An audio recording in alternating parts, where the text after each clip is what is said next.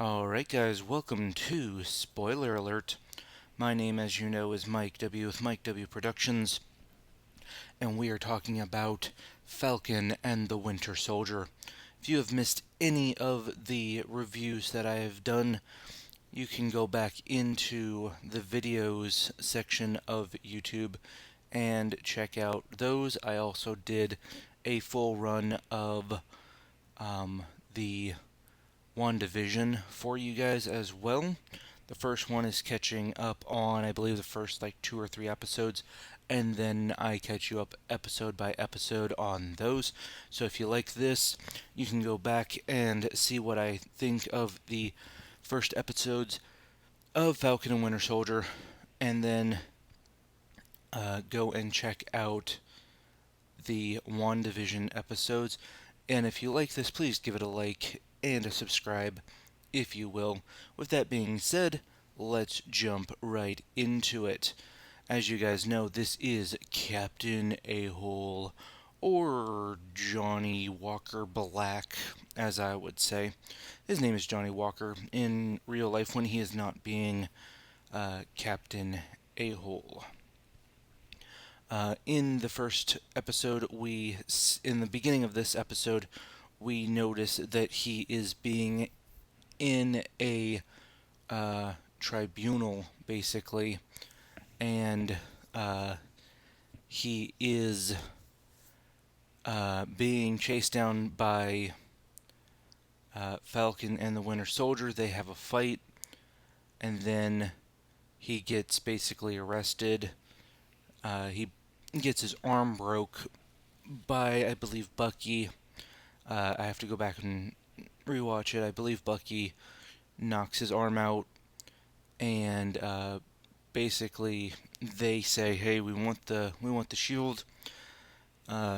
Sam tries to talk him down, but then they start talking about how he needs to give up the shield, and he kind of snaps and says, "Oh, you just want the shield," and then they go into a big fight, and that is pretty much the big opener here for us. And then we get into military tribunal. I believe it looks like a military tribunal, and then he gets downgraded from captain to, well, Captain Nobody, because he loses all rank, all benefits, military benefits, retirement benefits, anything. There's usually a lot of benefits that you get after you retire if you retire honorably. If you are discharged honorably from the military, you get to keep health benefits, and you get some kind of money afterwards too, I believe. And there's just certain benefits he gets stripped of. All of those, he gets what they call a they don't call it an unhonorably discharge, but it's basically the same thing. He basically gets unhonorably discharged and knocked out of the military. That doesn't stop him from doing stuff, but hey, that is on him.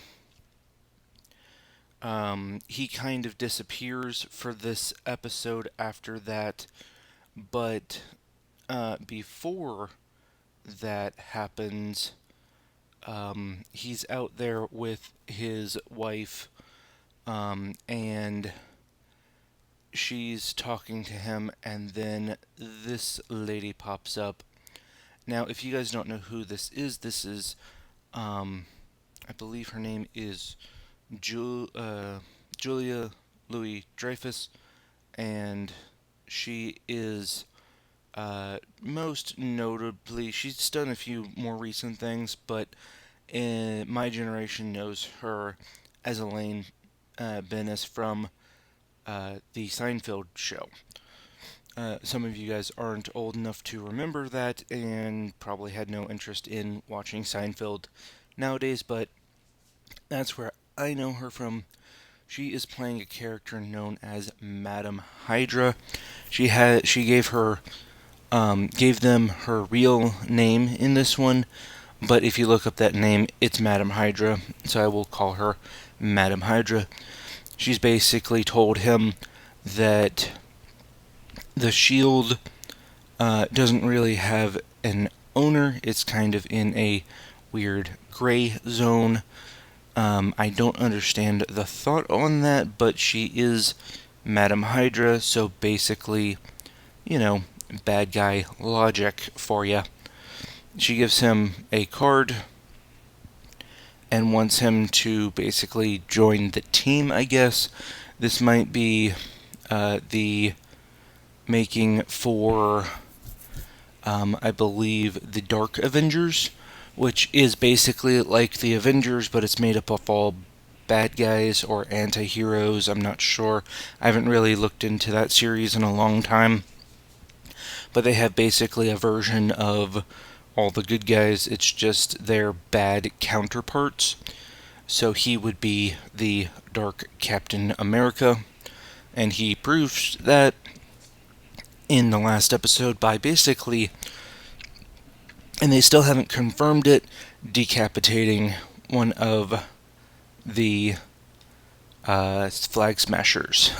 Which, if you watch it, yeah, I think that's what happened. They never really confirm it, but the angles kind of show what's going on.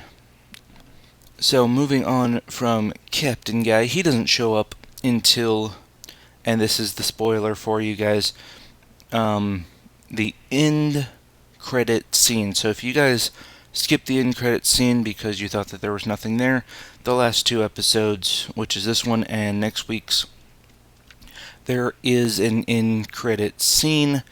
It's not a huge thing, but I will get to that in a little bit when we finish, because I'm trying to go in order as much as possible here. And we will jump around back to him. She kind of disappears, is not seen for the rest of the episode, but that is the big cameo that they were talking about, is her. So take that with a grain of salt. Is it a big cameo? I don't really think so, but, she is pretty famous. I mean, she's been around for a long time. If you watch the National Lampoon's Christmas Vacation, that is the first time that I remember seeing her. She was the neighbor in that one. Hey, Griswold, where do you think you're going to put a tree that big? Bend over and I'll show you. This one, she's not really funny. She is more of a serious character, which is kind of refreshing to see characters jump out of their norm and play something that they're not usually doing, kind of like when Jim Carrey played in that movie I think it was like number 23 or something. And when they play a little more serious characters, it's good to see some, acting diversity in themselves. So, again, he gets a military tribunal, meets her, and then they kind of disappear for the remainder of the story. Let's see. And then at some point, Sam decides to go back to Isaiah Bradley. He is carrying the shield. I don't know why he's carrying the shield, so maybe he wants to give it to Isaiah Bradley. I'm not sure. His nephew stops, and I think it's either his nephew or his grandson, I can't remember, stops Sam and says, "Hey, where are you going?" He's like, "I'm here to see Isaiah." He's like, "Okay, I'll be out here, just, know I'm out here." And he's like, "Okay," kind of like, I can beat you. It's like, yeah, okay, kid. So he goes in the back and talks to Isaiah Bradley. They have a conversation, basically about how Isaiah thinks that America will never accept a black Captain America. I don't really think that narrative is true, because I don't like the the chosen white Captain America, and I'm not talking about Chris Evans' Captain America. I'm talking about Captain A-Hole, or Captain Faux-America, if you will, that they portrayed in this episode, who is obviously supposed to be the bad guy. Chris Evans' Captain America was pretty cool.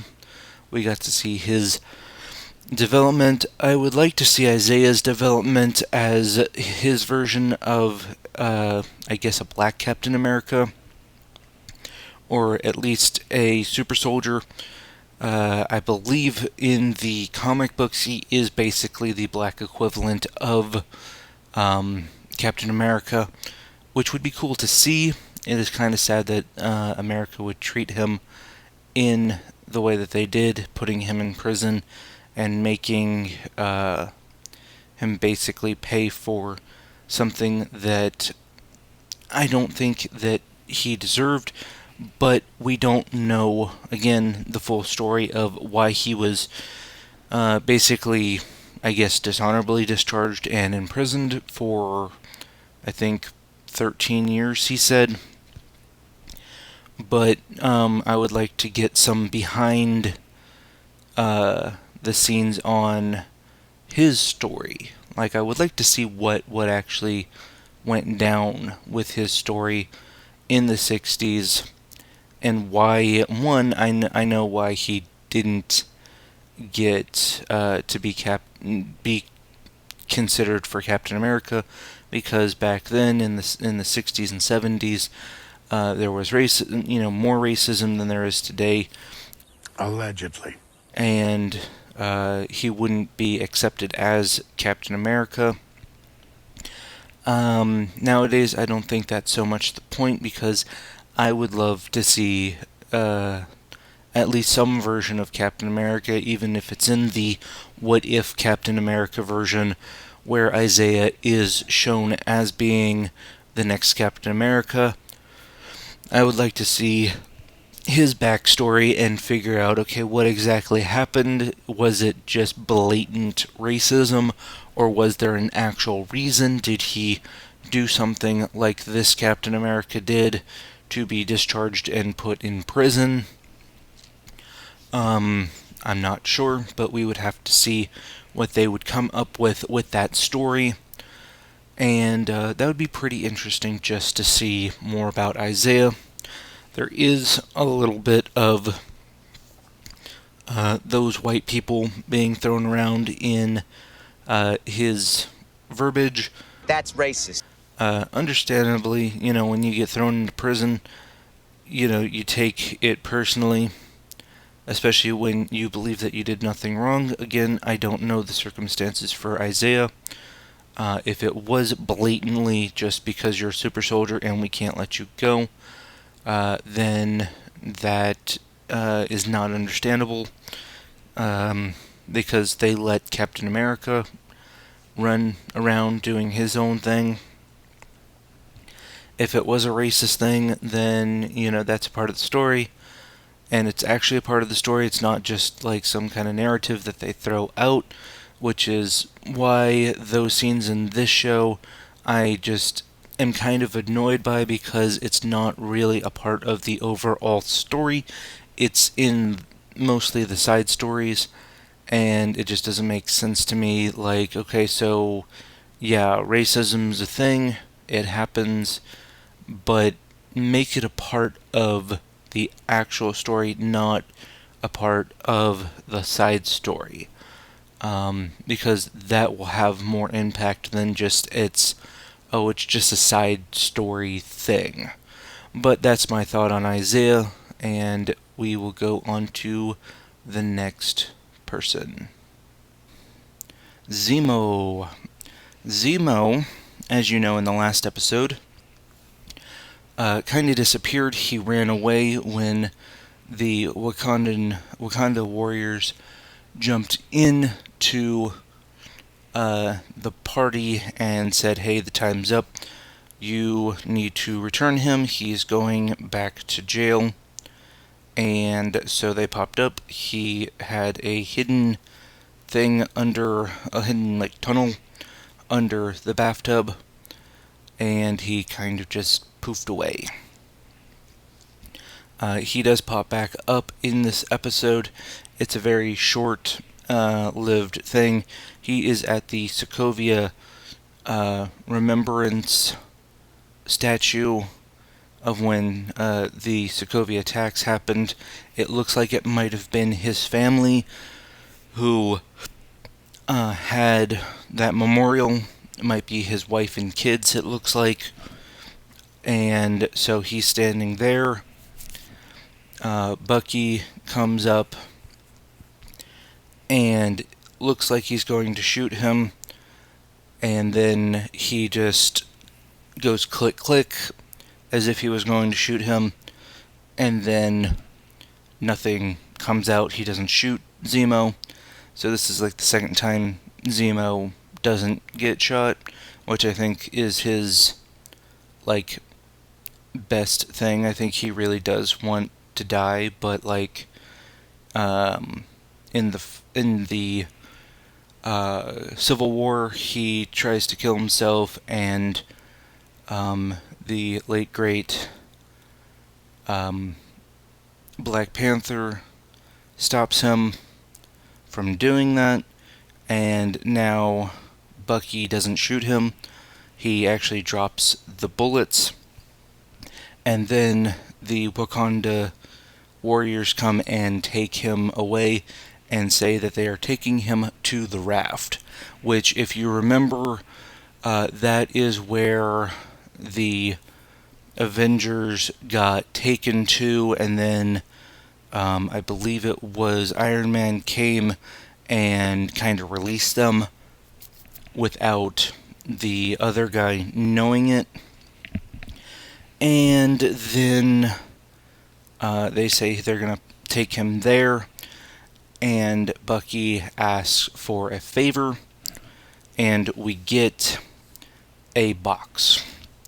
Now, this box thing is kind of an old trope. It's the mystery box. The mystery box is an old thing. I believe J.J. Abrams came up with he didn't come up with this theory, but it's the mystery box thing where in, I think, New York or something, there was a guy who made these boxes with question marks all over them, and they were just cheap little wooden boxes made of tack nails, but they had question marks on them. And the thing is, either you open it up and you know what's in the box, or you leave it closed and it stays a mystery. We will find out what this is next week. I believe personally that it is a new suit for Falcon, Sam, and I believe that it will be maybe a new wingsuit, hopefully a Wakandan version of a wingsuit, so it has some of that vibranium in it, which will make it more super suity to go up against the next big bad, which we will get to in a little bit. Again, Captain A-Hole killed the guy wrongly, actually, because if you go back and watch, it was Carly Morgenthal who killed Hoskins.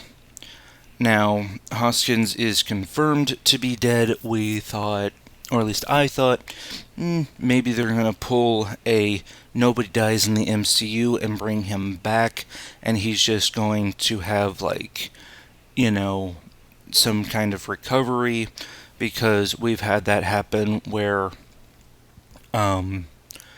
what's his name from Iron Patriot fell out of the sky, and he had to get some, like, robotic leg braces, and had to make a recovery, but he didn't die. Of course, he wasn't, he was in Captain America, one of Captain America's suits, and he fell from the sky. He didn't get pushed point blank into a brick wall from a super soldier. So, sadly, Hoskins is dead, at least up until this point. They never really showed the body that I remember, but as far as we're concerned right now, he is dead. Speaking of the culprit, Carly Morgenthal is, of course, in this doing some stuff. She really doesn't pop up too much. I mean, she makes more talking points about why they're doing things, and then she does this big thing at the end of the show, which we will get to here in a few seconds. All these episodes seem to kind of do this, where they have a big opening fight scene. Like in this one, it basically opened with Captain America fighting Bucky and Sam. It kind of just hit the brakes, and we go back home because the military took over, or some organization took over, FBI, CIA, whoever is in charge, maybe Sword took over. More downtime. There's a lot of downtime in the series, which is okay, but it's kind of like, okay, but let's move on to the action stuff again. You know, like, let's just keep going like a regular MCU movie would be, but we never really jump into that in that way. Sam is trying to get this motor, or this big part, out of a truck, and he's like, well, how are we going to get it out of the truck? And then, surprise, surprise, Winter Soldier Bucky comes up and is like, oh, I'll just lift it up with my robotic arm. And he does that. He's basically like a human, like, crane, and lifts this thing up. And the sister kind of calls him out in the same way, like, why are you here? Shouldn't you be off fighting bad guys or something? Flying around fighting bad guys and stuff. So there's a little bit more humor in this one, but it's a lot of downtime with this scene, and with Bucky flirting with Sam's sister. There's a little connection there.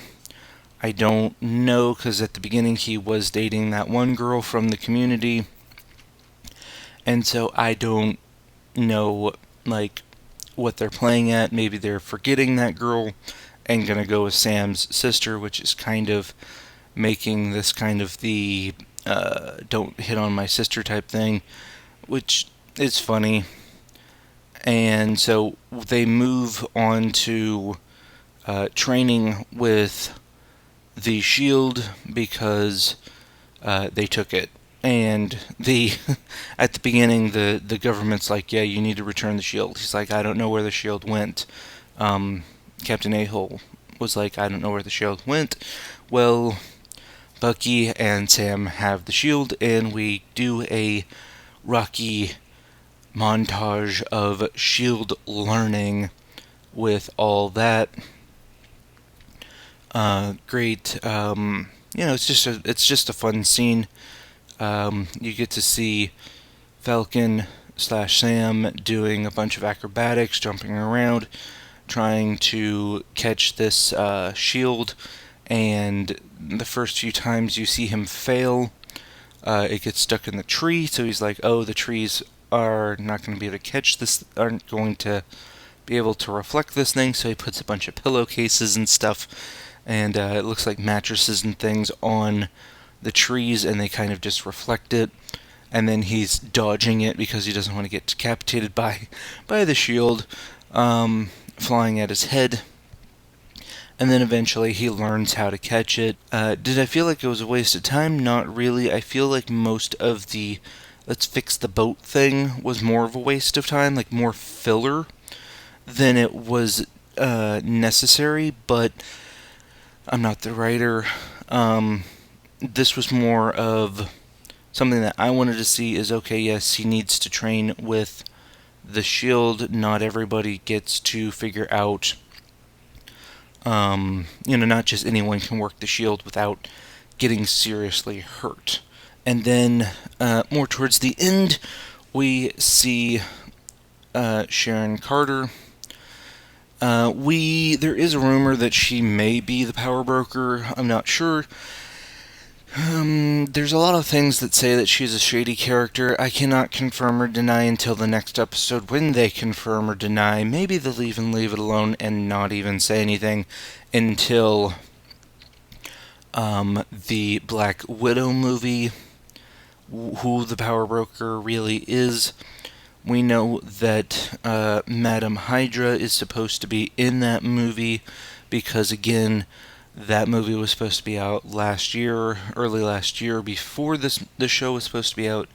So we're supposed to already, without the retcons, know who she is and that she's a bad person.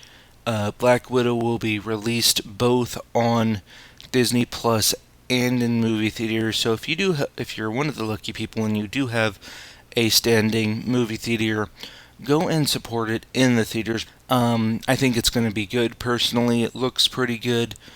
As far as I'm concerned, I haven't seen all the trailers, but I hate watching all of the trailers. I usually watch one just to pique my interest, and then I stop because a lot of spoilers happen in those movies. So, is Carter the power broker? She could be. I wouldn't put it past her, but she is technically Captain America's niece. I'm not sure. If she is the power broker, she might not be doing it for nefarious purposes, but she does bring in and makes a phone call to this guy. If he looks familiar, there is a reason for that. That is because he is Batroc. Now, Batroc is the guy who you've seen in the first, I believe it wasn't Civil War, it was the Winter Soldier movie of Captain America. He was the French pirate who captured the ship. We later find out, if you listen very closely, that he was actually hired by, well, basically S.H.I.E.L.D. and the head of S.H.I.E.L.D. to get that information that Black Widow got, which was kind of a list of, I guess, agents that were were basically Hydra, and so he's kind of just an anti, I can't say hero, but he's not necessarily a bad guy. Again, he's just because you're a bad guy, does that make you a bad guy? He might be just a mercenary, which I would just call him a mercenary right now because it really, the phone call is, hey, I need you to do me a favor. And then later on, so she calls him saying, hey, I need you to do a favor. He's like, why are you calling me? Blah, blah, blah. And so at the end of the episode, not the complete ending, but the end of the episode before we roll into credits, he shows up at Carly Morgenthal's thing. She puts out a little, some kind of message, I think it was like a text message or something, on a, like a global scale. Like said, she probably put out like a post saying, hey, meet us at this park. Somehow she got everyone into a thing. She sent out a tweet saying, hey, come over to the park bench. Everyone in the general area got this message. And then Batroc shows up and brings them like a case of something, some weapons and stuff. One of the Flag Smashers says, I thought we weren't working with the bad guys. And then she replies, if you haven't noticed, we are the bad guys. Like, hello, they're calling us the bad guys. We are the bad guys, I guess. But it is interesting that she would send Batroc to this little event. And then in the end, we get Sam and Bucky get a notice from one of the soldier guys from the first episode who's been talking to Sam on and off about a ping, that every time that there's a ping in this area, there's usually an attack in this area. We see that the Flag Smashers are in basically the UN because they're doing some kind of talk of what to do about the people that popped back into the world after the unsnapping. So, kind of like, okay, well, do we give them back their place? Do we give them a place of their own? Blah, blah, blah. And so they're arguing about that. The Flag Smashers come in, and then one of them goes to a guard and says something like, "One world, one people," and then scans this thing, the lights go out, and that's basically the end of the episode until you get to the very end of the episode where you see Captain A-Hole, and he is making a new shield. Yes, so stay for the end credit scenes. That's basically it. He's making a shield, old school, kind of like Iron Man made his suit. He's making himself a shield, going the cosplay route, doing it by scrap. And I'm thinking, okay, so this thing's just not going to hold up because Bucky can literally just like bend this thing.